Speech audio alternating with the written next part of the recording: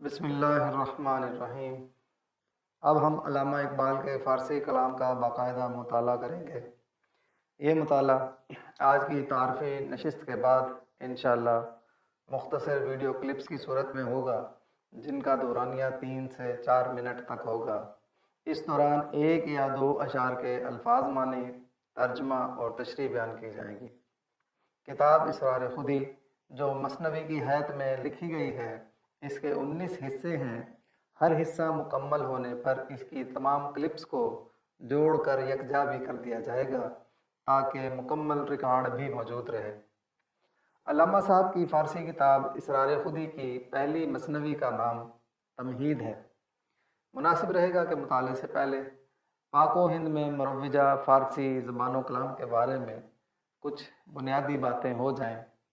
اصل فارسی تو وہ ہے جو زبان ہے اہل فارس یا ایرانیوں کی مادری زبان ہے، اور ایرانی ادیب و شعراء اسی فارسی میں کلام کرتے ہیں، جس کے تحفظ اور بقا کے لیے ایرانیوں نے انتھک محنتیں کی ہیں۔ قدیم دور میں ایرانی فارسی کی مختلف اقسام میں سے ایک قسم کو پہلوی زبان کہا جاتا تھا۔ مولانا روم کا کلام پہلوی زبان میں ہے۔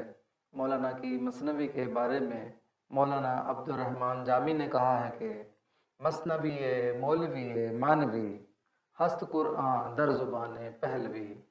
اس کے بعد جو کلام سب کے ہندی میں کہا جانے لگا اسے دری زبان کا نام دیا گیا۔ دری وہ زبان ہے جو مسلمان بادشاہوں کے درباروں میں بولی جانے والی زبان تھی۔ زیادہ تر ان علاقوں میں جہاں اردو زبان رواج پا چکی تھی، اردو زبان والوں نے فارسی میں اپنے لحاظ سے چند تبدیلیاں کیں، جیسا کہ فارسی میں بڑی یہ نہیں ہے، اردو دانوں نے اسے فارسی میں اس کے اپنے تلفظ کے ساتھ داخل کیا۔ خاص طور سے معرفہ کو نکرہ بنانے کے لیے بڑی یہ کا استعمال کیا جانے لگا۔ فارسی میں اگر کسی حرف مدہ کے آخر میں نون آ جائے تو مدہ ساکن ہو جاتا ہے، جیسا کہ آسمان کو آسمن، این کو ان اور گردون کو گردن پڑھا جاتا ہے۔ اردو دانوں نے ایسے الفاظ کے لیے نون و غنہ کو متعارف کروایا اور انہیں آسماں، این اور گردون پڑھا جانے لگا۔ ایسا کرنے سے اس قسم کے الفاظ دری زبان کے سانچے میں ڈھل جاتے ہیں اور شاعری میں وزن بھی متاثر نہیں ہوتا۔ ایسے ہی جن الفاظ کے آخر میں گول ہے آئے انہیں فارسی میں ناگفتے، بچے، رشتے وغیرہ کو دری زبان میں اردو تلفظ کے ساتھ ناگفتہ، بچہ اور رشتہ پڑھا جاتا ہے۔ اس کے علاوہ چند اور مثالیں بھی ہیں جو جیسے جیسے پڑھنے میں آئیں گی واضح کر دی جائیں گی۔ چونکہ ہمارے ہاں شروع سے ہی دری زبان رائج ہے، اس لیے ہم اقبال کی مثنویوں اور دیگر فارسی کلام کو فارسی کی بجائے دری انداز میں ہی لکھیں اور پڑھیں گے۔ یہ باتیں اس لیے بھی واضح کرنا ضروری ہیں تاکہ بعد میں کچھ لوگ لا علمی کی وجہ سے فارسی کو دری انداز میں لکھنے اور پڑھنے پر اعتراض کرنا شروع نہ کر دیں۔ ویسے بھی فارسی، پہلوی اور دری کو ایک دوسرے کے مترادف اور ہم الفاظ کے طور پر بھی بولا جاتا ہے۔ اب یہ بھی مناسب ہوگا کہ کچھ مثنوی کی تعریف ہو جائے تاکہ مثنوی سے ہماری ایک ذہنی مناسبت بن جائے۔ مثنوی کا لفظ عربی کے لفظ مثنیٰ سے بنا ہے، جس کے معنی ہیں دو۔ مثنوی حیت کے لحاظ سے ایسی صنف شاعری اور مسلسل نظم کہتے ہیں جس کے ہر شعر میں دونوں مصرے ہم قافیہ ہوں اور ہر دوسرے شعر میں قافیہ بدل جائے، لیکن ساری مثنوی ایک ہی بحر میں ہو۔ مثنوی میں عموماً لمبے لمبے قصے بیان کیے جاتے ہیں۔ نثر میں جو کام ایک ناول سے لیا جاتا ہے، شاعری میں وہی کام مثنوی سے لیا جاتا ہے، یعنی دونوں ہی میں کہانی بیان کرتے ہیں۔ مثنوی ایک وسیع صنف سخن ہے اور تاریخی، اخلاقی اور مذہبی موضوعات پر کئی ایک خوبصورت مثنویاں کہی گئی ہیں۔ مثنوی عموماً چھوٹی بحروں میں کہی جاتی ہے، لیکن اس کے اشعار کی تعداد پر کوئی پابندی نہیں ہے۔ کچھ مثنویاں تو کئی کئی ہزار اشعار پر مشتمل ہیں۔ مثنوی خاص ایران کی ایجاد ہے اور دیگر ممالک میں بھی یہ فارسی شاعری سے ہی آئی ہے۔ بہت سے فارسی شعراء نے مثنویاں لکھی، لیکن دو مثنویاں ایسی ہیں جو دنیائے ادب میں زندہ و جاوید سمجھی جاتی ہیں۔ ایک فردوسی کی مثنوی شاہنامہ اور دوسری مولانا رومی کی مثنوی مانوی۔ علامہ اقبال نے خوبصورت فارسی مثنویاں لکھی ہیں، جیسا کہ اسرار خودی، رموز بے خودی، جاوید نامہ کی کتابوں میں اور دیگر کتابوں میں بھی کئی مثنویاں لکھی ہیں۔ اقبال کی اردو مثنوی ان کی شہرہ آفاق نظم ساقی نامہ ہے۔ علامہ صاحب نے اپنی مثنوی کی کتاب اسرار خودی کے آغاز میں مولانا جلال الدین رومی کے 3 اشعار کو رقم کیا ہے۔ دی شیخ بچراغ ہمی گشت گرد شہر، قصدام و دد ملولم و انسانم آرزوست۔ الفاظ مانی: دی کل، ہمی گشت وہ گھوما، قز کے از، دام پالتو جانور، دد درندے، ملولم میں بیزار ہوں، انسانم آرزوست مجھے انسان کی خواہش ہے۔ کل ایک بزرگ نے چراغ لے کر پورے شہر کا دورہ کیا، کہنے لگے کہ میں پالتو جانوروں اور جنگلی درندوں سے بیزار ہو گیا ہوں اور مجھے انسان کی تلاش ہے۔ زی ہمراہان سست عناصر دلم گرفت، زی ہمراہان سست عناصر دلم گرفت، شیر خدا و رستم دستانم آرزوست، شیر خدا و رستم دستانم آرزوست۔ زی ان سے، ہمراہان ساتھی، سست ضعیف ناتواں کاہل، دلم گرفت میں افسردہ ہوں۔ شیر خدا حضرت علی رضی اللہ تعالیٰ عنہ کا لقب، رستم دستان، دستان کا بیٹا رستم۔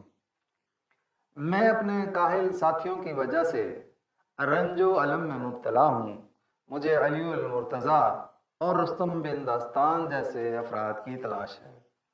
گفتند یافت می نشود جستائیم ما، گفتند یافت می نشود جستائیم ما، گفت آنکھ یافت می نشود آنم آرزوست۔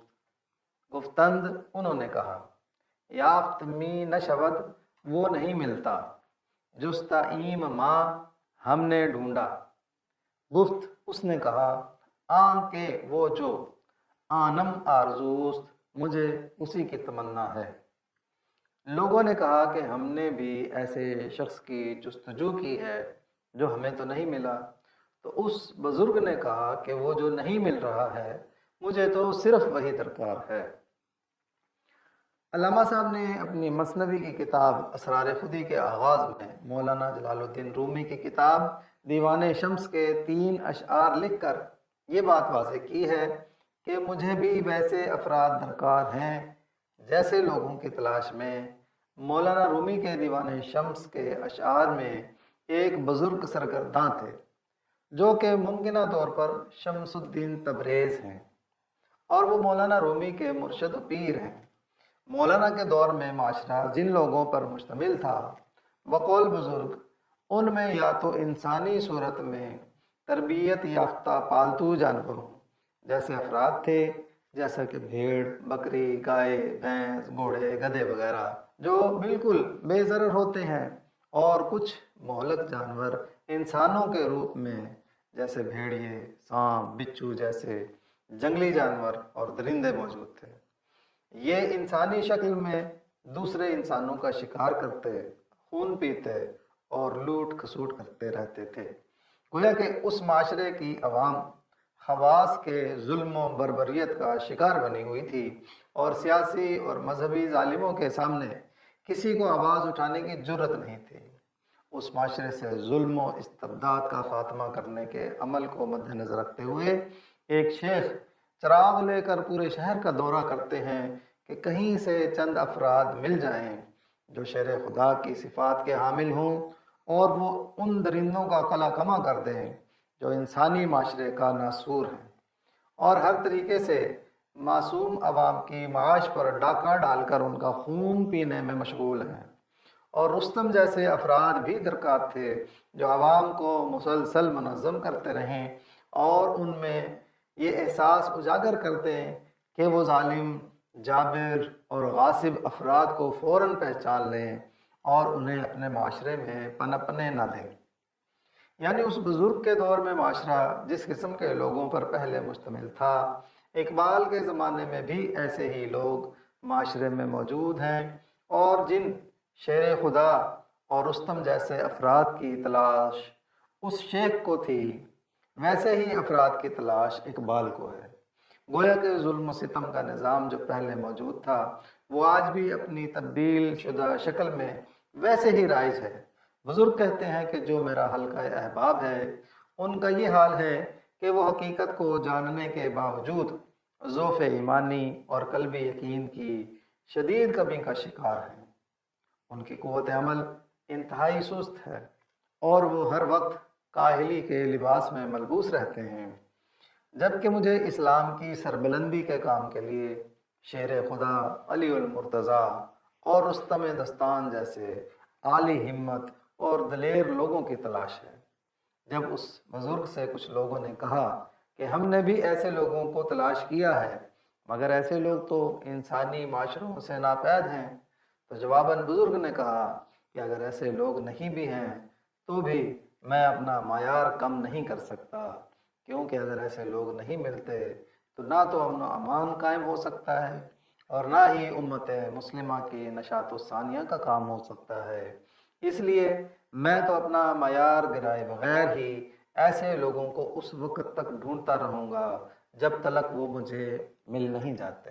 اپنی کتاب کے شروع میں مولانا کے یہ اشعار نقل کرنے سے اقبال نے اپنی کتاب اسرار خودی کی تحریر کا مقصد واضح کر دیا ہے کہ اس کتاب کے لکھنے کا ہدف ظالموں کی نشاندہی کرنا، مظلوموں کی داد رسی کرنا، نیک سرشت لوگوں میں قوت ارادی، قوت عمل اور قربانی کا جذبہ پیدا کرنا ہے۔ لہٰذا اس کتاب میں ان انسانوں کا معیار تفصیل سے بیان کیا گیا ہے جن کی تلاش کی جا رہی ہے، ان کی شخصیت کے اوصاف اجاگر کیے گئے ہیں، ان کی صلاحیتوں کے بارے میں تصورات بتائے گئے ہیں کہ وہ کن کن چیزوں پر اپنا کنٹرول رکھ سکتے ہیں، کن کن معاملات پر تصرف رکھتے ہیں، قدرت نے انہیں کیا کیا کمالات عطا کیے ہیں، وہ اپنی لیاقت کو کیسے بروئے کار لا سکتے ہیں، سب کچھ بیان کیا گیا ہے۔ اس کتاب کا پہلا حصہ تمہید پر مشتمل ہے، جس میں 92 اشعار ہیں۔ ان میں سے بیشتر اشعار میں اقبال نے واحد متکلم کے طور پر کلام کیا ہے، جسے ہم ایک ایسا انسان سمجھ سکتے ہیں کہ جسے اللہ تعالیٰ نے تمام تر صلاحیتوں سے نوازا ہے، اور اس کا مقصد اپنی بڑائی ظاہر کرنا یا تعلی نہیں ہے، بلکہ ایک مسلمان کو یہ سمجھانا ہے کہ اس میں اللہ نے جو لیاقت رکھی اور اہلیت دی، ان کو بروئے کار لا کر کون کون سے اعلیٰ کام لے کر وہ کون کون سے عرفہ مقام پا سکتا ہے۔ اور ان اشعار سے یہ بھی واضح ہوتا ہے کہ ایسے افراد کی تلاش کا ہدف اس لیے ہے کہ مولانا روم اور اقبال کی ایک ہی آرزو ہے، اور وہ یہ کہ ایسے افراد وہ کام کر سکیں جو رسول اللہ صلی اللہ علیہ وسلم کی قیادت میں حضرت علی مرتضیٰ اور دیگر صحابہ رضوان نے سر انجام دیا تھا، یعنی اسلام کے عالمی نظام کا قیام۔ مولانا رومی کے 3 اشعار کے بعد اقبال نے ایک شعر محمد حسین نظیری نیشاپوری کا رکھا ہے، جو اللہ تعالیٰ کے قانون عدل کو واضح کرتا ہے۔ نیست در خشک و تر بیشائے من کو تاہے، نیست در خشک و تر بیشائے من کو تاہے، چوبے ہر نخل کے ممبر نشود دار کنم، چوبے ہر نخل کے ممبر نشود دار کنم۔ نیست نہیں ہے، در خشک و تر، خشکی اور تری میں یعنی دنیا میں، بیشائے من میرا کام کاروبار، کوتاہی کمی بیکار، چوب لکڑی، نخل درخت، دار پھانسی پر لٹکانے کا تختہ۔ محمد حسین نظیری نیشاپوری کے اس پرمعنی شعر کو کتاب اسرار خودی کی پہلی مثنوی تمہید سے پہلے لایا گیا ہے، جس کا بہت گہرا مطلب ہے کہ کوئی عدل و انصاف کا علم بردار ہے جو یہ کہتا ہے کہ میرے پیشے کے لحاظ سے دنیا میں کوئی بھی چیز بیکار اور ناکارہ نہیں ہوتی۔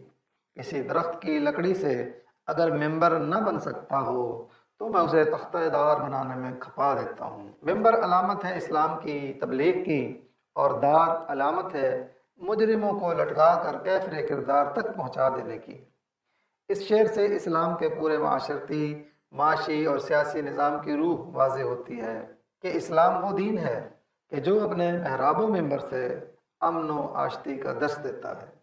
اس کی تبلیغ کا بنیادی مرکز نگاہ حقوق العباد اور حقوق اللہ کی ادائیگی ہے۔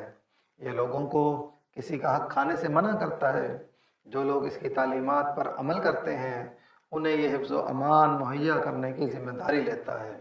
لیکن اگر کوئی ظالم انسان یا ظالم طبقہ سیاسی، معاشی، معاشرتی یا انفرادی سطح پر کسی مظلوم انسان یا گروہ کی حق تلفی کرنے کے مرتکب ہوں تو حقوق العباد کی شریعت کو عمل میں لا کر اس کو سزائیں دے کر عبرت کا نشان بنا دیا جاتا ہے۔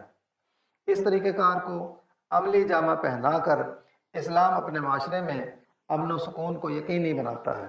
اس طرح حقوق العباد کے پرچار کا ذریعہ ممبر رسول صلی اللہ علیہ وآلہ وسلم ہے، اور حقوق العباد پر ڈاکہ مارنے کا انجام تختہ دار ہے۔ المختصر یہ کہ یہ دنیا دار العمل ہے، سیدھے راستے پر چلنے کا انجام دنیا میں امن و محبت اور کجروی کی منزل اسلامی سزائیں اور تختہ دار ہے۔ گویا کہ اسلام کا نظام عدل و قسط کمزور اور مظلوموں کے حقوق کے تحفظ اور ظالموں کی سرکوبی کو یقینی بناتا ہے۔